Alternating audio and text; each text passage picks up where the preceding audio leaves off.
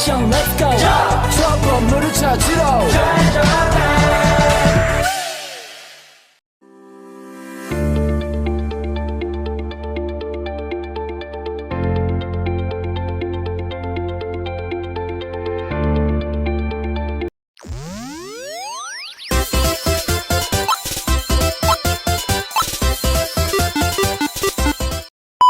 Assalamualaikum warahmatullahi wabarakatuh.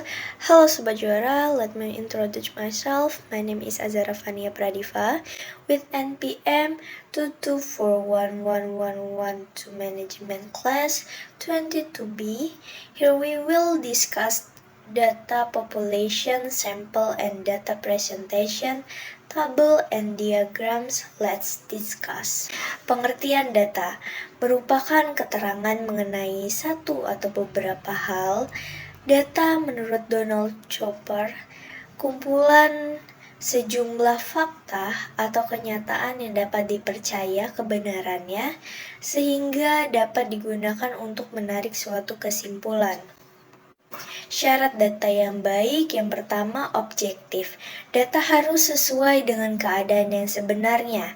Lalu representatif, mewakili. Data harus mewakili objek yang diamati. Yang ketiga, kesalahan sampling atau sampling error kecil.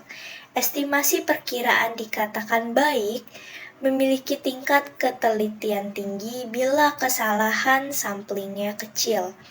Ketiga syarat tersebut dikatakan syarat data yang reliable, dapat diandalkan. Lalu yang keempat, tepat waktu.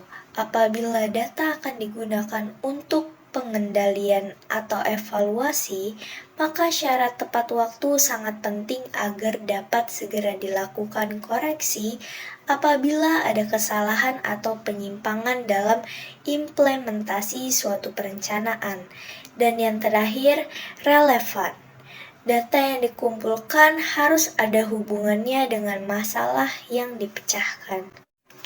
Jenis-jenis data menurut sifat. Yang pertama, data kualitatif. Data yang tidak berbentuk angka, non-numeris, contohnya harga daging sapi mahal. Lalu yang kedua ada data kuantitatif. Data yang berbentuk angka. Contoh, harga daging ayam naik jadi 20.000 per kg. Lalu ada data sebagai nilai variabel. Ada 4 tingkatan variabel atau skala pengukuran. A. Nominal atau N. Angka berfungsi hanya untuk membedakan sebagai lambang atau simbol. B. Ordinal O. Angka selain berfungsi nominal juga untuk menunjukkan urutan dan jarak tidak sama. C.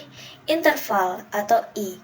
Angka yang menunjukkan jarak yang sama tetapi tidak sampai berapa kali dan tidak mempunyai titik asal nol. Lalu yang terakhir D, rasio R. Angka yang menunjukkan berapa kali sebab mempunyai titik asal nol. N dan O disebut skala pengukuran numerik atau kualitatif dan I dan R disebut skala pengukuran metrik atau kuantitatif. Lalu B, data menurut sumbernya. Data internal bersumber pada keadaan atau kegiatan dalam suatu organisasi atau kelompok. Contohnya, data pengadaan barang di perpustakaan teknokrat. Yang kedua, data eksternal bersumber dari luar suatu organisasi atau kelompok. Contohnya, apotek A mencari data ketersediaan obat-obat di perusahaan obat X. C. Menurut cara memperolehnya. Yang pertama, data primer. Data yang dikumpulkan dan diolah sendiri oleh suatu organisasi atau perorangan langsung dari objeknya. Contoh, perusahaan susu ingin mencari data konsumsi susu di daerah X, lalu melakukan survei dan wawancara langsung ke penduduk daerah X. Yang kedua, data sekunder. data yang diperoleh dalam bentuk jadi dan telah diolah oleh pihak lain. Contoh, perusahaan X ingin mencari data saham-saham di bursa saham. D. Menurut waktu pengumpulannya. Yang pertama, data cross-section. Data yang dikumpulkan dalam suatu periode tertentu. Contohnya, data jumlah dosen di Teknokrat tahun 2023. Yang kedua, data time series atau berkala. Data yang dikumpulkan dari waktu ke waktu disebut juga data historis. Contohnya, data perkembangan hasil produksi padi selama 5 tahun terakhir. Lalu pengertian populasi. Apa sih populasi itu? Populasi adalah objek atau subjek yang berada pada suatu wilayah dan memenuhi syarat-syarat tertentu berkaitan dengan masalah penelitian. Jenis-jenis populasi. Pertama, ada populasi terbatas, adalah mempunyai sumber data yang jelas batasnya secara kuantitatif sehingga dapat dihitung jumlahnya. Contohnya, jumlah penduduk Kota Padang sebesar 2.500.000 jiwa. Yang kedua, populasi tak terbatas, tak terhingga. Populasi tak terbatas yaitu sumber datanya tidak dapat ditentukan batas-batasannya sehingga relatif tidak dapat dinyatakan dalam bentuk jumlah. Contohnya, meneliti beberapa liter pasang surut air pada bulan purnama. Selanjutnya, populasi berdasarkan sifat. Populasi homogen, sumber data yang unsurnya memiliki sifat yang sama dan tidak perlu mempersoalkan jumlahnya secara kuantitatif. Lalu populasi heterogen, sumber data yang unsurnya memiliki sifat atau keadaan yang berbeda atau bervariasi sehingga perlu ditetapkan batasan-batasan secara kualitatif dan kuantitatif. Apa itu sampel? Sampel adalah bagian dari populasi yang mempunyai ciri-ciri atau keadaan tertentu yang dimiliki. Keuntungan sampel memudahkan peneliti karena jumlah sampel lebih sedikit dibandingkan populasi. Lalu penelitian lebih efisien dalam waktu artian menghemat uang, waktu, dan tenaga. Lebih teliti dan cermat dalam pengumpulan data. Penelitian lebih efektif. Pengambilan sampel. Pengambilan sampel adalah proses pemilihan sekelompok elemen atau individu dari populasi yang akan digunakan untuk mewakili seluruh populasi.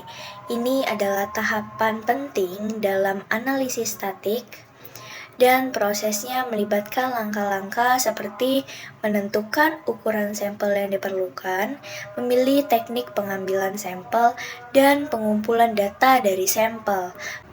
Proses ini perlu dilakukan secara teliti dan tepat. Contoh teknik pengambilan sampel. Sampel acak sederhana.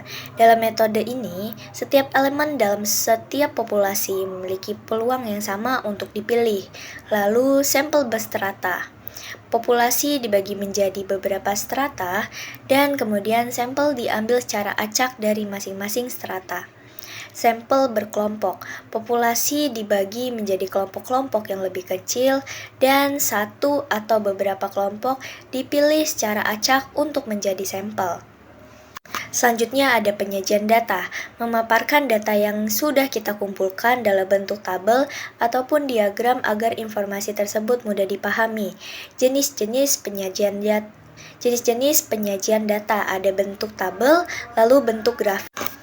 Lalu ada macam-macam tabel baris dan kolom, tabel kontingensi, tabel distribusi frekuensi. Bentuk-bentuk tabel ada tabel 1 arah, tabel 2 arah, dan tabel 3 arah. Di sini ada beberapa contoh visual macam-macam dan bentuk tabel, bisa teman-teman lihat sendiri atau bisa di-pause. Bentuk-bentuk grafik, ada grafik batang atau bar chart, tunggal dan ganda, yang kedua garis line chart, yang ketiga lingkaran pie chart, yang keempat lambang atau simbol, pictogram atau pictogram, yang kelima ada peta, kartogram, yang keenam diagram pencar. Dan di sini juga ada contoh dari bentuk grafik, bisa teman-teman lihat atau bisa di-pause. Okay, that's all your discussion. Hopefully it will be useful. Wassalamualaikum warahmatullahi wabarakatuh.